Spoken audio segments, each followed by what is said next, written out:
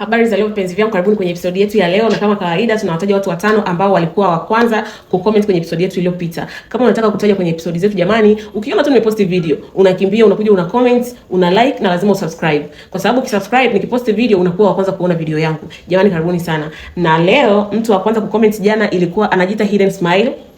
Wa pili anaitwa Richard John, wa tatu anaitwa Asha Hussein, wa nne anaitwa Latifa Abdalla, na bonus ya mtu wa tano imemwangukia Damas Chaula. Jamani nashukuru sana vipenzi vyangu, asanteni kwa support yenu. Endeleeni jamani kusubscribe, kucomment, kulike kwenye channel yangu. Jamani mnajua nawapenda, mimi siwaombi pesa, mimi naomba tu mnisupport. Na support yenu ni kunifollow, kusubscribe, kulike, comment na kushare na marafiki zenu wengi ili tuendelee kukuza account yetu ya YouTube. Jamani nawapenda sana. Karibuni kwenye episode yetu ya leo. Jamani, mnamkumbuka yule binti ambaye alituletea story yake kwamba alitakiwa arithi uchawi kutoka kwa bibi yake, akakataa, alafu akarithi mtu mwingine, akapewa mtu mwingine. Sasa nilipata fursa ya kuongea na huyo binti mwingine ambaye alirithi hiyo mikoba. My friend,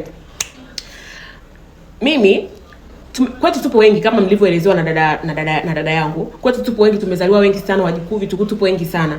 Lakini kuna namna ambapo bibi alikuwa anaonyesha upendeleo sana kwa huyo dada yangu ambaye anaitwa Sara. Yaani alikuwa anaonyesha upendeleo mpaka sisi wenyewe tulikuwa tunaona kwamba anaonyesha upendeleo. Kila nikijitahidi kuingia kuwa na ukaribu na bibi wapi, kila nikijitahidi wapi. Basi bahati mbaya kama hivyo bibi akawa amefariki. Sasa alipofariki sisi tulikuwa kila mtu hapo nyumbani alikuwa anajua kwamba bibi ni mchawi. Lakini sasa tulikuwa hatujui ndani wa huo uchawi, na hata jinsi ambavyo wajomba zetu, mama zetu walivyokuwa wanasema kwamba eti hichi ndio hichi bibi alichokuwa anafanya sio kweli. Yaani najuta, yaani baada ya kupokea hizo mikoba najuta my friend. Basi bibi alipofariki Dasara akawa amekataa kupokea hiyo mikoba. Mimi nikaenda kuwaongea na wajomba, nikaenda kuambia mimi niko tayari kupokea hiyo mikoba. Kweli ikafanyika sherehe, nikakabidhiwa mikoba. Kwanza picha linaanza ile siku, yani hiyo siku ambayo imefanyika sherehe za kukabidhiwa mikoba. Picha linaanza niko nyumbani. Niko nyumbani kwetu. Nirudi nyumbani kwetu kwa sababu sisi tunakaa maeneo ya hapa anapoishi bibi, tunakaa maeneo haya. Nipo nyumbani kwangu, nimelala chumbani kwangu. Na kuja kushtuka usiku, niko kwenye kile chumba ambacho ndio bibi anaweka vitu vyake, ambavyo mimi ndio nimekabidhiwa hiyo mikoba. My friend, hapo nilipokuwa nimekaa kulikuwa kuna yule baba, yule mzee ambaye ndio alikuwa anakuja na ile fimbo, ambaye ndio alikuwa kiongozi wa kukabidhi mikoba. Kuna wabibi na wamama hivi ambao wako hapo, ambao wote niliona kwenye ile sherehe mwanzo. Ndio wakaniambia tumekuita hapa, tumekuleta hapa kwa sababu tunataka tuanze kukuelezea majukumu yako.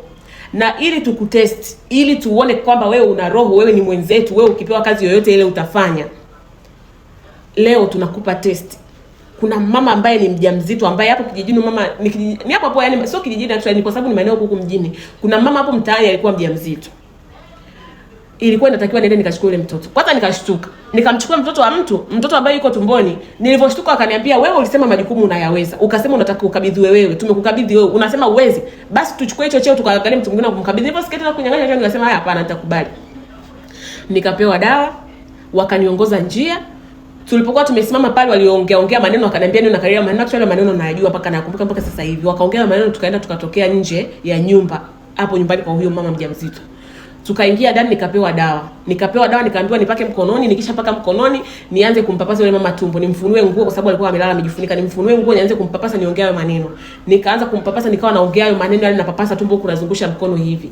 Huwezi amini, mkononi wakaniambia inua mkono hivi, nikainua mkono hivi, nikaona kiumbe kimekaa mkononi pale. Wakaniambia kishika na mikono miwili, kiumbe yani ni kitoto maskini ya Mungu, kinavuja damu, kina mpaka kitovu bado. Wakaniambia kata hicho kitovu kwa mdomo, yani kata na meno. Nikaanza kama kusikia kinyawa, yani yule baba tu akawa ananengaji to la uliyataka. Nikakata kile kitovu na mdomo. Akaniambia hizo damu inabidi hizo damu uzimezemeze. Hapo akaongea maneno, tukapotea. Tukaenda tukajikuta tuko chini ya mti mkubwa sana. Mti mkubwa sana wa mbuyu. Nilipofika pale watu wakanipigia makofi, watu wakawa wanashangilia. Nikasikia minong'ono, watu wakiwa wanaongea wanasema, huyu jasiri sana. Leo ndio siku ya kwanza ameingia tu, amekuja kufanya kazi hii. Hapo nimeshika kile kichanga mkononi my friend. Kwa mbele kulikuwa kuna mbaba ambaye yani kwa usoni sikuweza kumuona. Mpaka leo mimi basi kumuonaga usoni, lakini najua tu ni mbaba kwa sababu ana sauti kubwa ambayo yani akiongea ni sauti ina muungurumo, yani kama mtetemeko. Kwanza akiwa na hasira alikuwa akiongea mnasikia kama mtetemeko, na kwambia inabidi ukae strong kweli kweli kwa sababu sauti yake ina mtetemeko na muungurumo wa ajabu. Akaniita jina langu, akaniambia sogea mbele, nikawa nimesogea. Nilipofika akapokea kile kitoto, akaniambia nashukuru sana. Yani wewe inaonekana ulivyoanza hivi, inaonekana wewe ni mtu strong sana, inaonekana utafanya kazi nzuri sana na utatufaa sana. My dear, yule baba akachukua kile kitoto. kulikuwa kuna kinu fulani hivi kikubwa tu kipo hapo pembeni. Akakiweka kile kitoto mle ndani, akaniambia kiponde kile kitoto. Ikabidi nikiponde kile kitoto, nakwambia nikakiponda kikawa kama nyama zimesagika. Akaniambia chukua hizi nyama gawio. Kwa hapo mbele alipokuwa amekaa kukua kama kuna viongozi, akaniambia chukua hiyo nyama anza kuwagaia watu. My dear, ni kama nyama ya kusaga na nikawa nachota na mkono naenda nawapelekea. Nikimpelekea mtu kuna maneno anaangalia hiyo nyama namna hii, kuna maneno anaongea, akimaliza anayala. Anakula zile nyama. Basi vitu vingine ritual nyingine hapo zikaendelea, nikapewa pongezi. Nilipomaliza kuna kama kicheni hivi kama irizi nikawa nimepewa, nimevaa. So mimi jamani, God forbid this story. Nikawa nimevaa. Wakaniambia haya, huyo mkuu akasema sawa, mnaweza kusambaratika, lakini nataka nibaki na huyu binti. Watu wakawa wamesambaratika, nikawa nimebaki na huyo kiongozi. Basi akawa amenipeleka hospitali, tukawa tumeenda ni pale tulipokuwa tumesimama, akapiga ile fimbo chini, tukawa tumetokea hospitali.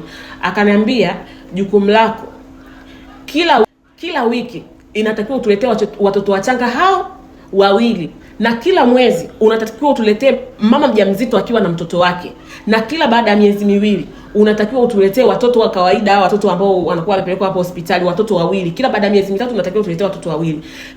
Jinsi ambavyo kazi utakuwa unaifanya, hii cheni nilokupa ndio kinga yako kubwa. Hakuna mtu ambaye atakushtukia, hakuna mtu ambaye atakuona, hakuna mtu ambaye atakufanya chochote. Hapo wakati huyu wananikabidhi vitu pale, kuna dawa ambayo walinipa, ambayo hiyo dawa ndio inakuwezesha kupotea na kutokea, na inakuwezesha pia ukiipaka na kuna maneno ukiongea ukapuliza afu hiyo dawa ukaipaka usoni hivi, unakuwa huonekani. Kwa hiyo unaweza ukaenda popote unapopataka na usionekane na mtu yoyote. Ndio akaniambia hii ndio itakusaidia, utakuwa unakuja hapa hospitali, unachukua watoto wawili, unachukua wazazi, unachukua mama na mtoto, unakuja unachukua watoto wa kawaida, afu kila baada ya miezi kama 6 unahakikisha lazima umechukua watu wazima tu wa kawaida 4. My friend, nilichoka. Nikamuuliza kuchukuaje? Akaniangalia kwa jicho la uelewi ninachokuambia. Ikabidi nitulie, nikamwambia sawa, nimekuelewa mkuu. Basi akawa ameniambia mimi naondoka, na wewe ondoka urudi kwenu. Ikabidi sasa niongee yale maneno, nikapotea, nikaenda nikatokea chumbani kwa bibi. Hapo my dear, nimekuja kutokea, ndo nikawa kama nimeshtuka. Nafungua macho, niko chumbani kwa bibi. Nilikuwa nimelala nyumbani, nikatokea mle chumbani. Mjomba wangu akaniuliza kama nilikuja saa ngapi. Ikabidi nimdanganye, nikamwambia nilikuja asubuhi, kuna vitu nilikuwa nataka kwenda kuangalia. Sasa my friend, ni saa 6 mchana. Sijui naelewa vizuri. Wakaniambia umelala sana, yani umelala sana. Tuliingia ndani tukaja tukakuita, tuliingia ndani tukawa tumekuja kukuita, lakini ukawa huitiki. Kwa hiyo tukaamua tukuache tu. My dear, baada sasa ya kupewa hicho cheo, kitu cha kwanza nilichokuwa nakifanya, kwa sababu mimi nilikuwa nasoma, kitu cha kwanza nilichokuwa nakifanya, kwa sababu niliambiwa unaweza ukafanya chochote kile. Yani kuna hiyo dawa ambayo nilikuwa nayo, ambayo nilikuwa nimeiweka, yani ni kila nguo ninayoivaa nilikuwa kila chupi, kwa sababu nilishonea kwenye chupi, kila chupi yangu nilishonea hiyo dawa. Yani hiyo dawa nilikuwa nikipapasa tu, nikiongea na mtu yoyote, nikiongea naye chochote kile ananisikia. Kesho yake nikawa nimeenda shule, kwa sababu ile siku sikuweza kwenda shule. Kwa hiyo kesho yake nikawa nimeenda shule. Nilipoenda shule nikakutana na mwalimu mkali, huyo mwalimu wetu wa darasa. Akawa ameniita, "Wewe Neema njoo." Nikawa nimeenda, akaanza kunifokea. Ananiambia ni wewe ni mtoro, unakuwa mtoro, husikia akili yenyewe huna, lakini kila siku ni mtoro, kuja shule huji, wakati mwingine ukija unaondoka kabla ya muda, una matatizo gani? Akawa ameongea na kuambia, akaanza kumuita mwanafunzi mwingine hapo aje amletee fimbo aanze kumtandika. Nikawa nimeshika ile dawa, nikaanza kunuia. Nataka huyu mwalimu aniache, nataka huyu mwalimu asahau, kwanza nataka huyu mwalimu anipende, anipe kipaumbele. Hapo tu nikaona kageuka, kwanza akaanza kujiuliza, "Hivi Neema nilikuwa nimekuitia nini? Hebu nenda darasani bwana, nenda darasani, afu ukifika darasani naomba uambie waache kupiga kelele na uambie wahakikisha wamemaliza kazi nilizoachia." Nikasema, kazi yenyewe ndio hii, kumbe inawezekana. Nikawa nimeingia darasani. Nimefika darasani, watu wakawa wameandika, wamefanya kazi zao, wamemaliza. Sasa kuna mkaka mmoja ambaye nilikuwaga nampenda, yani unajua nilikuwa nampenda sana, yani lakini sasa kaka akawa anaonekana kabisa ni kwamba hataki. Kwanza mimi ni mcharuko. So mimi jamani, ni story. Mimi ni mcharuko. Kwa hiyo yani wanaume wengi ambao wenye akili walikuwa wakiniona hawanitakagi my dear. Huyu kaka naye naona ndio hivyo, akawa ananiona yani kama sina akili, hata nikiongelea ananiona kama sina akili. Nikawa nimemfuata, nilipofika hapo nikawa nimenuizia, nikasema nataka huyu mwanaume anipende, nataka huyu mwanaume anitake, nataka huyu mwanaume anione mtu, nataka asisikie, nataka asiambilike yani juu yangu. Ghafla kaka akawa ameinuka, akaniangalia, akaniambia, "Neema, jamani Neema, nilikuwa nakuwaza, ni mwezi amini tangu jana usiku nilikuwa nakuwaza, nashukuru Mungu nimekuona jamani, yani huyu yani naona yani hata kuvumilia siwezi, hebu njoo ukae hapa." Akamfukuza dada aloko amekaa naye, akamwambia, "Mimi nataka kae huko." Kaenda kaka akaanza kujimimina. oh mimi nakupenda, nakutaka, naona kama maisha yangu bila wewe siwezi, naomba unikubalie, naomba tuwe pamoja. Akanitongoza na kwambia, kaniambia maneno mazuri hapo, mimi kichwa kimevimba na kuambia, kichwa kikubwa. Nikamkubalia hapo, mahusiano yetu yakaanzia hapo. Sasa bwana, siku moja nikawa wakati niko nyumbani nikawa nataka kwenda shule, kwa sababu nilikuwa nimeagizwa, kwa sababu mdogo wangu anasoma kwenye shule hiyo, kwa nikawa nimeagizwa. Wakati naelekea shule, my dear, hapo sisi tulikuwa likizo, darasa letu lilikuwa likizo. Wakati naenda shule nikawa nimekutana, yani wakati natembea hivi, kuna sehemu kama kuna vichakachaka, nikawa nimesikia sauti ya mpenzi wangu. Mpenzi wangu hapo alikuwa anaongea na dadake. Akawa anamwambia dadake, hivi dada, unajua nina mahusiano na Neema, lakini somehow sijui, yani kuna wakati ninakaa nawaza, najua kabisa kwamba yani sio akili yangu nilikuwa na Neema, kwa sababu sije kumpenda, ni machepele sana, lakini nashangaa nimejikuta nampenda, roho yangu inampenda, siwezi kuishi bila yeye, sijui imekuwaje. Dada yake akaanza kumwambia, yani mimi nilikuwa najua kile kisichana huwezi kuwa nacho kwa akili zako za kawaida, lazima kutakuwa kuna kitu umefanya. Hivi unajua yule msichana nasikia ni mchawi, baada ya bibi yao kufa nasikia kile kisichana kimerithi uchawi, kitakuwa kichawi kile kisichana, kwa sababu ndio maana umekuwa hivyo. Nilikasirika mpaka nikatetemeka. Nikaenda hapo nikamfuata dadake, nikamuuliza, una hakika mimi ni mchawi?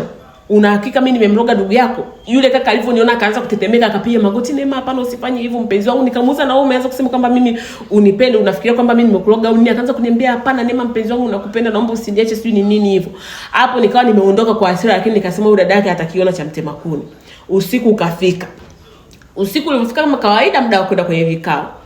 Muda wa kikao, my friend, ukao umefika. Nimefika kwenye kikao, nikamwambia nina emergency kwanza, nina dharura, kuna kitu nataka kwenda kukifanya.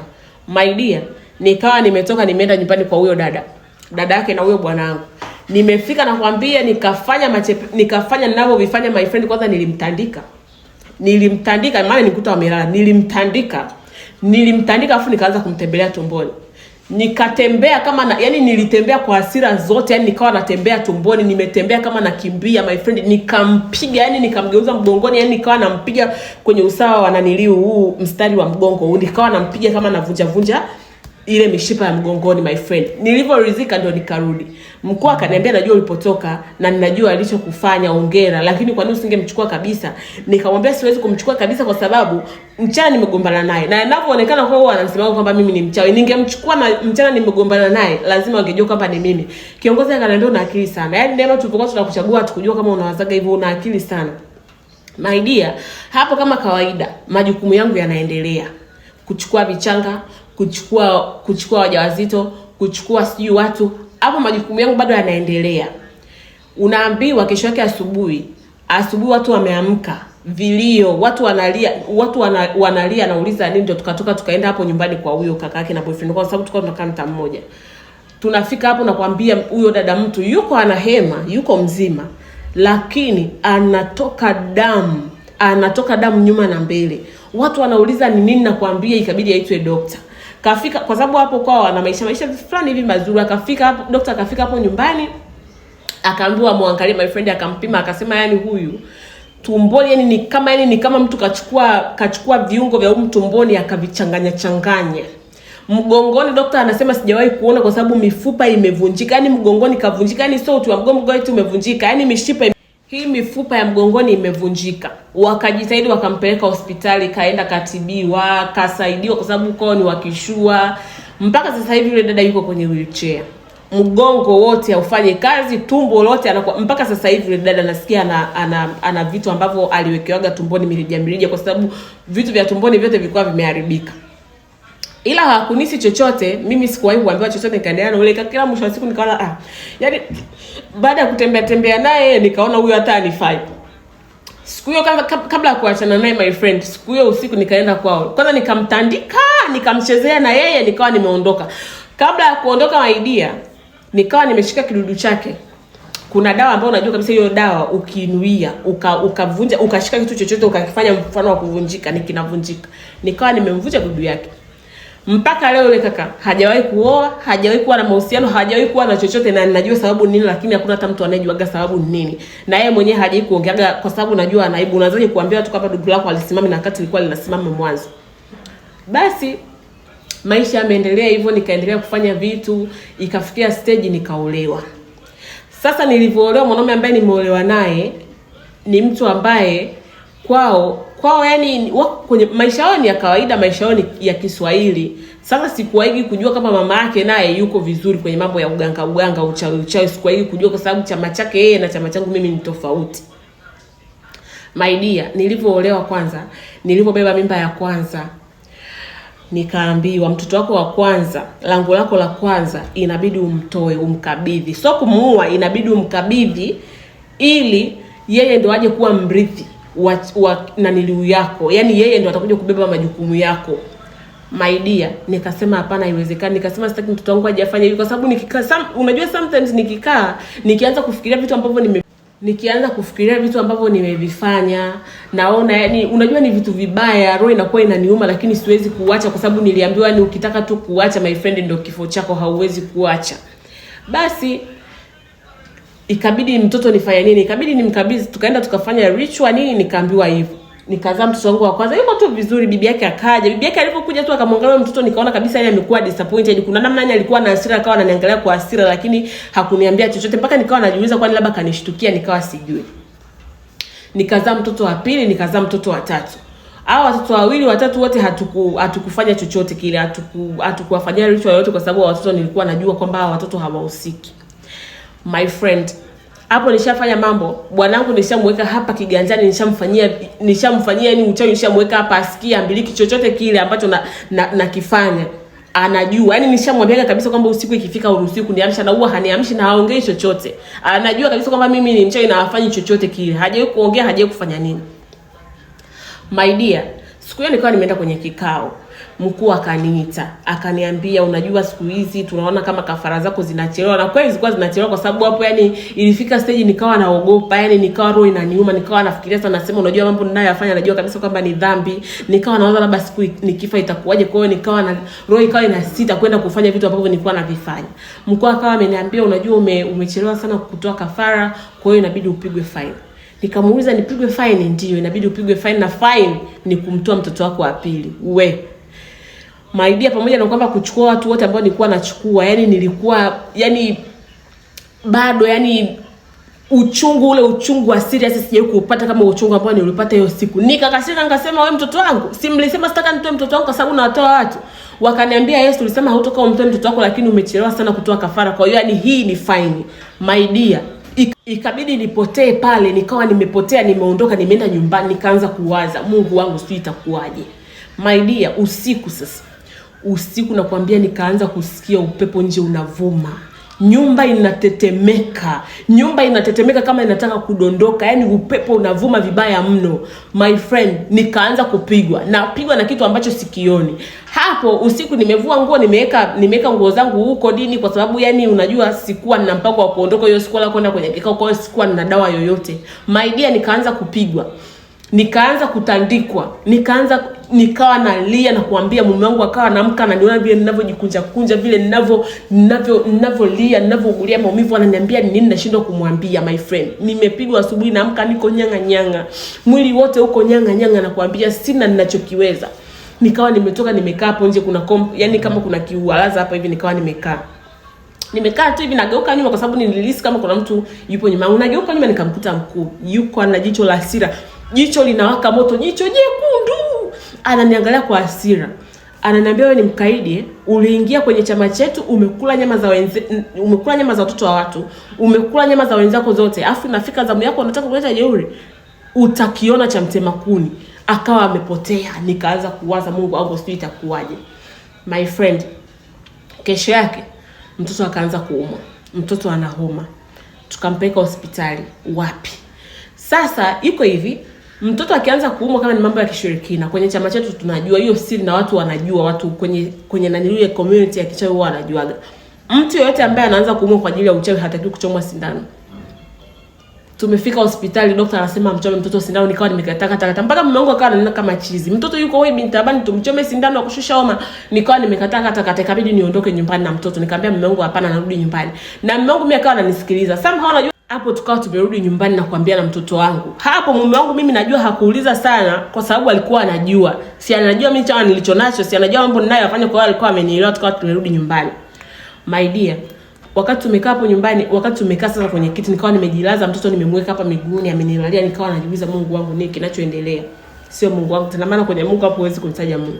My friend, ile nataka tu kufumba macho hivi ghafla nikaona wametokea wote, viongozi wote kuanzia mkuu mpaka wa chini, wote wako pale, wote wamezunguka nyumba yani wako wamezunguka ile nyumba.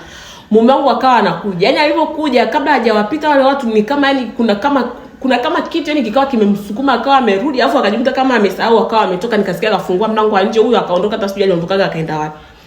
My dear, nilipofika pale wale wakuu akawa ameniangalia kwa hasira, wakaniambia umekiuka.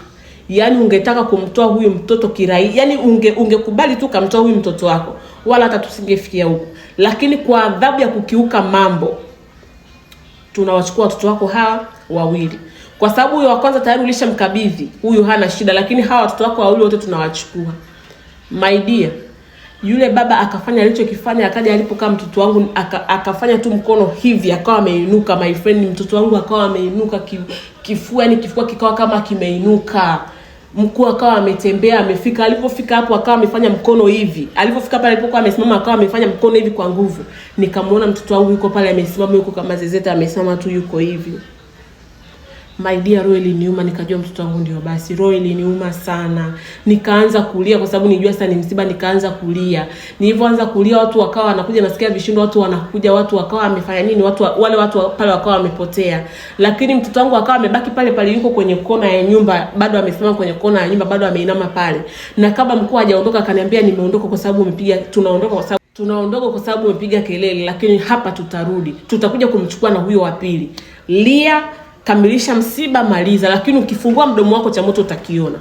Wakawa wameondoka. Sasa desturi kwa hivi, huwa wanakaaga siku 3. Mtu mfano akichukuliwa hivi, anakuwa yuko hapo nyumbani, anakalishwa hapo nyumbani siku 3 mpaka wakishaenda kuzika kile kivuli chake, yani wakishamaliza kuzika kivuli chake kila kitu, ndio mtu anachukuliwa, anaondoka, tunaondoka naye, tunaenda kumfanyia tunavyovifanya.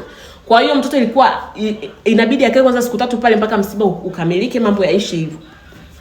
My friend, nikawa nimelia sasa msiba, watu wakawa wamekuja. Mama mkuu wangu mimi akai mbali. Mama mkuu wangu akawa amepigiwa simu, amekuja. Mume wangu akawa amekuja. Nikashindwa hata kumuuliza ulitoka kwa nini na ulitoka ulienda wapi, nikashindwa kumuuliza. Mama mkuu wangu akaja. Kwanza alipofika tu, alipoingia mle ndani, nikaona kakunja uso.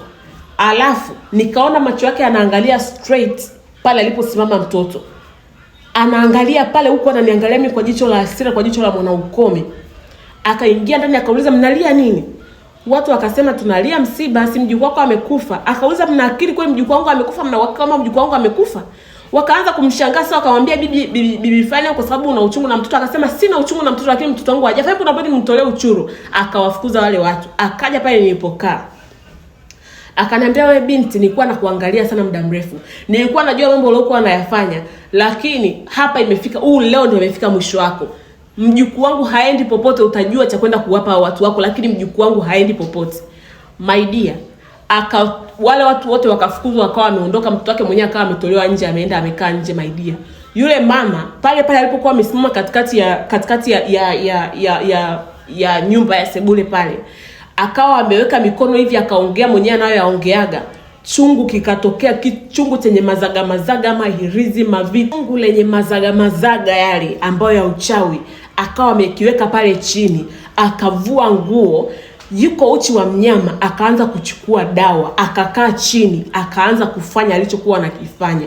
My dear, kwanza alikuwa anafanya ritual, yeye anajua mwenyewe alichokuwa anakoroga kwenye kile chungu. Akawa anakoroga anachokoroga huko, anaongea anayoongea. Akachukua, yani kama kuna unga kama mle ndani ya chungu, akawa amechukua, amefika pale, akaenda pale alipokuwa yupo mtoto, kasimama, yeye anamuona. Alipofika pale aliposimama mtoto, akawa amempa ule unga mdomoni, akawa amemlazimisha, amemfungua kabisa mdomo, akamwekea ule unga mpaka kwenye koo, maana niliona mtoto kama akawa amemwekea kwenye koo. Akamaliza, akachukua ule unga, akampulizia mtoto, akawa anaongea maneno, akamvuta mtoto, akawa yuko kwa mbele hivi, kwa sababu alikuwa amesimama alikuwa amesimama ameegemea pale, kwa akawa amemtoa, akawa amemweka kwa mbele ili aweze kumzunguka. Akaanza kumzunguka, akafanya anachokifanya, sijui unanielewa vizuri. Alivyomaliza kufanya alivyovifanya, mind you, hapo msiba ulikuwa umetokea muda huo, alafu ndio nikawa nimepiga kelele. Hata lisaa alikuwa limeisha, kwa mama mkuu akawa amekuja, kwa bado mtoto alikuwa yuko kwenye kochi, amelazwa pale, tumemlaza pale kwenye kochi. My friend, baada ya kumaliza alichokifanya, mtoto akakohoa. Alokuwa amelala hapa kwenye kochi akakohoa. Alivyokohoa tu akawa kama anajigeuza geuza hivi, mtoto alokuwa amesimama huku katikati, alokuwa amesimama huku ukutani akapotea. Mtoto akakohoa, akafungua macho, akaanza kuita mama, mama. Unajua nilikuwa naota ndoto mbaya, mama njoo. Nikaenda maskini ya Mungu mpaka aibu, mtoto anataka kunikumbatia mpaka nikawa naona aibu, ikabidi nimkumbatie tu kwa aibu. Mama mko alivyomaliza vile akawa amepotea na kuambia watu, wakawa nikamuita mume wangu akaja, mtoto yuko mzima, watu wakawa na shangaa, mtoto kafufuka, mtoto sisi kafanya hivi. Mume wangu ikabidi awaambie hapana, unajua ni mwanamke, labda hakuona kwamba mtoto yuko hai, kwa hiyo naomba tu mumsamee. Watu wakawa wameondoka, wengine wakawa wamebaki, lakini mtaa mzima wakawa wanasema kwamba mtoto alikuwa amekufa, mtoto kafufuka. My dear, baada ya hapo mama mkwe akawa amekuja. Alipofika kwanza ile kabisa amefika kabisa ile kawaida amekuja. My dear, alinipiga kofi moja. Akaniambia, binti, utapambana na hao watu wako, lakini na kuonya kuanzia leo ukinigusia wajukuu zangu nitakukomesha.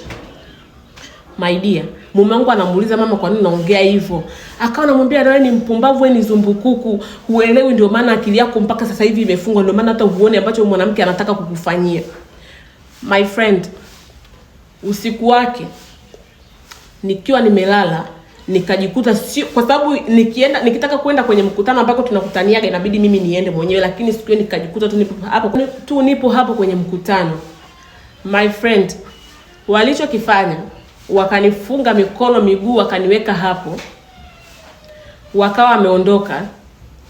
Walivorudi wakarudi wako na babangu na mama yangu, wote wamefungwa, yani wote wapo kama mazezeta wameletwa pale, yani hawaelewi, hawasikii chochote, wako pale. My friend, babangu na mamangu waliuliwa mbele ya macho yangu, nikiwa naona hivi na sina cha kufanya, nililia kilio kikuu. Wameuliwa mbele ya macho yangu.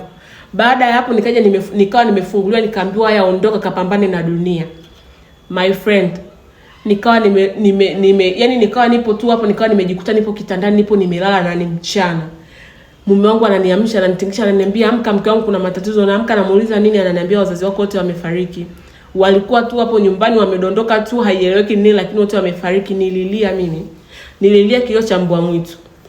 Nikawa nimeenda msibani, ila tulivyokuwa tunazika mimi nikawa najua kabisa pale sio watu wanaozika, kwa sababu nilichokuwa nakiona mimi ni magogo, ila wao wanaona ni watu. Msiba ukao umefanyika, umemaliza hapo, nikawa na hasira. Sasa nikawa nawaza nitafanya nini, yani itakuwa kuwaje, kwa sababu sasa nikawa na hasira na kile chama changu, mpaka nikawa najiuliza nitalipizaje kisasi.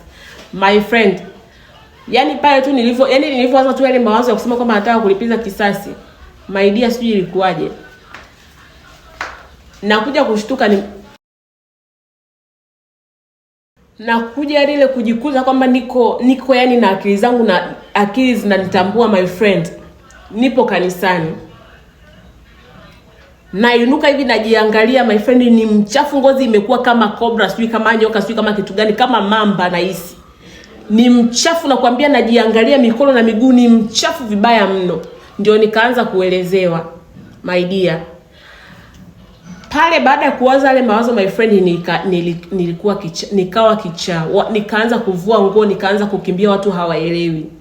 Mama mkwe wangu ikabidi awachukue wale watoto, akaenda kukaa na wale watoto, anajua mwenyewe alichowafanya, kwa sababu mpaka sasa hivi sijawahi kuona tena wale watoto wangu. Mume wangu akaniacha, nikawa nimeachwa huko, watu wakawa wanaongea huyo amekuwa kichaa kwa sababu uchawi wake alokuwa anafanya vimemrudia. Hapo siku watoa wazazi wake kafara, vimemrudia. Wakiunganisha na vile mtoto wangu alivyokufa akarudi, basi watu wakawa wanasema vimemrudia. My friend, nimekuwa kichaa kwa zaidi ya miaka 4. Alokuja kunisaidia ni yule ni Sara, dadangu ambaye alitakiwa arithi hivyo vitu vya uchawi, ndo alokuja kunisaidia. Baada ya kukaa muda mrefu kichaa, anasema roho yake ikawa imemsuta, akawa anasema hawezi kuniacha nikawa kichaa muda mrefu hivyo. Ndio akaanza kaangaika kwa waganga wapi, kaangaika makanisani wapi, ikabidi aende pale kwenye kaburi la bibi, napo aende akamuombe, kumwambia bibi, naomba umwachie huyu apone, kwa sababu hastahili hayo yote. Yani hakujua anachojiingiza, na kweli sikujua nilipokuwa najiingiza. Ndio bibi, yani usiku anakuambia akawa amelala, akawa anaota, ndio bibi akawa amemuelekeza sehemu ya kumpeleka. ndio nikawa nimeletwa kwenye hilo kanisa, nimeombewa, hata sio kuombewa sana, vikao vimerudi kwa sababu yani walikuwa wanataka kama ushahidi tu kwamba ameenda kanisani, ameombewa, amepona hivyo. Kwa hiyo nikawa nimepona, ni kuanzia hapo nikapelekwa, nikaenda nikasafishwa, nikakatwa nywele, si makucha nini. Tena naambiwa nilikuwa chizi kichaa, sio chizi mpole, yule chizi mkali wa kukimbiza watu, wa kupiga watu na mawe, ndio chizi ambao nilikuwa. Kwa hiyo nashukuru Mungu, sijawahi kuuliza.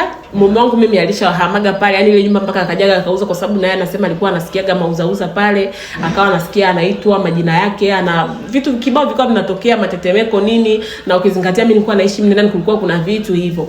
Sijawahi kuwaona, yani mpaka sasa hivi ni kama mwaka na nusu umeisha, niko kwenye mahusiano yangu mengine, naenda tu kanisani kama kawaida na sali. Sijawahi kuwasikia wala sijawahi kuwaona tena wale watu, kwa sababu niko kanisani na sali. Ndio maana nikaamua yani Sara alipokuja kusimulia hiyo story na akaniambia mimi niko tayari kusema, maana tulikuwa tunawazaga sana kusudia kuambia watu.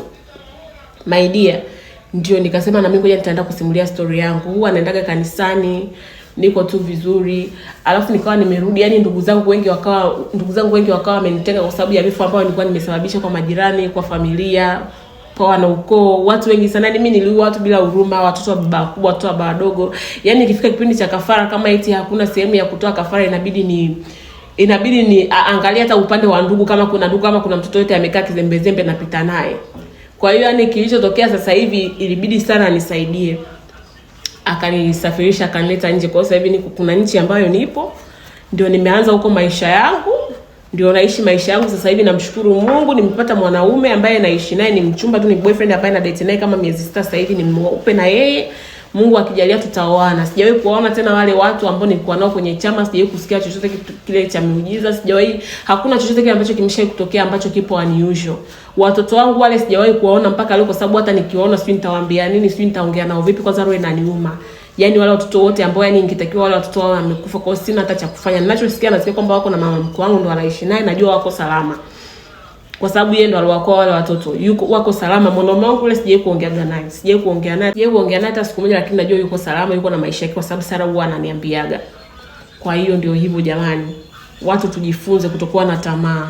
Hivi vitu vyote vina madhara yake, vyote lazima vitakuwa vina consequences zake. Yani hakuna kitu cha urahisi ambacho utakipata tu kwa urahisi. Lazima utapata na majanga ndani yake. Hapo tu nimewasimulia nilivyokumbuka, kwa sababu hii story ni ndefu. Binti kanitumia story ndefu. Ni story ambayo sisi kanitumia ina dakika zaidi ya 70-80 huko, ni ndefu sana. Yani nimechambua vitu tofauti nimewawekea, lakini story ina vitu vingi sana. Huyu binti kafanya vitu vya ajabu sana. Lakini kaokoka. Sasa hivi ana maisha yake, yupo nchi za watu huko. Na kama kawaida kanitumia story, nimwambia nitumie story kwa sababu story yake ni nzito sana. Sitaki shida na watu. Kanitumia kwenye account ambayo ameshaifuta. Hata hiyo WhatsApp I think hiyo namba imefutwa, kwa sababu nikitaka kuisave sasa hivi wananiambia invite to WhatsApp. Sitaki kujua alipo, sitaki kufanya nini jamani. Tujifunze. Hii dunia ina vitu vizito. Maskini ya Mungu, watoto wanakufa, wajawazito wanakufa, watu wanajua kawaida. Maskini ya Mungu. Miscarriage kibao zinatokea, watu wanajua ni kawaida, kumbe wachawi wanachukua watoto wa watu. Nyie tuombeni. Kama mnaomba ombeni, kama una mganga tafuta mganga uhakika. Dunia na mazito hii. Ajali zinatokea, watu wanaenda wanasababisha ajali. Binti kasababisha ajali kibao. Tena ajali nyingine maarufu wamesababisha ajali kibao. Wanaenda wanasimama njiani huko, mtu anaona kama hebu na kama kitu fulani, au anaingia kwenye gari. Wanaenda wanashika wenyewe usukani, wanasababisha ajali. Dereva hata hajui ajali imetokea vipi, wakati wao ndo wameshika usukani, wanapindisha hilo gari mpaka linapinduka. My friend, vitu vinatokea. Madereva kweni makini jamani, ombeni kama mnaomba, maana mambo ni mazito. Haya, asanteni kwa kusikiliza jamani. Asanteni kwa kusikiliza episode yetu ya leo. Mjiandae kwa mazuri zaidi jamani, nawapenda. Kama una story njoo DM niambie Dalizi na story, au kama hapa YouTube niambie tu Dalizi na story, mimi nitakupa namba, utanitumia story yako jamani. Kama